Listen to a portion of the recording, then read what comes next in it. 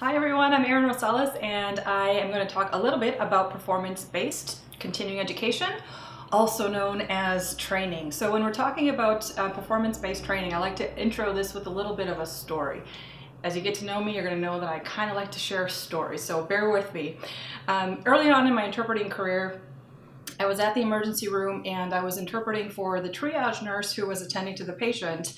And it dawned on me that I knew this triage nurse from somewhere else. I had met with her as the director of the emergency room department for this facility. So, oh, connection, this is the director of the emergency room. And I was a little bit intimidated knowing that she was the director, but also, you know, her professional role with nursing, she also did nursing things. And so as I'm watching her and observing her in her role, she was doing everything well, appropriately, professionally, with skill, but it didn't have quite the same degree of polish or finesse or speed, all of those little nuances that a nurse would have who works in the triage unit at the triage desk all the time. So it dawned on me, gosh, here we have the director of an entire department who's kind of not living up to the standards of her nurses who would also be working in the triage role in that particular area of the emergency room, the emergency department.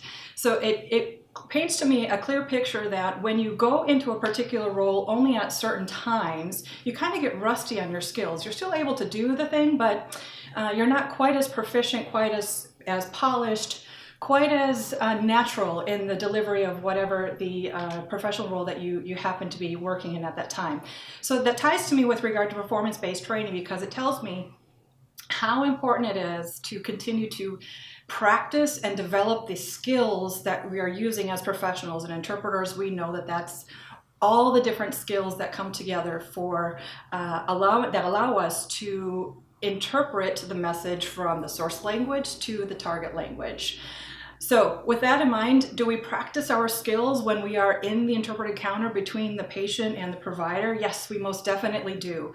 But it's not quite the same when we are under the pressure or the spotlights of an actual medical encounter interpreting to practice or develop our skills in that setting. It's different than when we are in a classroom setting where we have the safety and the parameters and the space to, quite frankly, mess up and nobody's going to get hurt. So when we can take some time away from our professional encounters and to dedicate some time to developing our skills in memory, developing our skills in voice control, developing our skills in message analysis, and all the different things that we do automatically, layering those things together when we're in the actual interpreted encounter, we have the opportunity in the classroom to isolate certain skills and grow and develop them and really get good at all of the skills that layer together to allow us to develop and perform a really rock star, really polished, really strong interpretation when we are with the patient and the provider and under the spotlight. So I'll wrap this up with a quote from the Green Bay Packers all-time great head coach, Vince Lombardi, who is known for having said to his team, practice does not make perfect, only perfect practice makes perfect. So practice perfectly so that you can shine with your stars and your skills in the interpreted encounter. And I welcome you to join our performance-based skills classes. You can check out more on the website.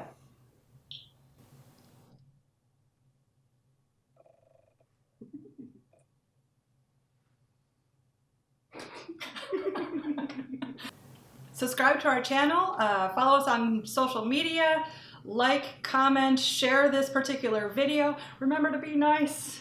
Thanks for watching.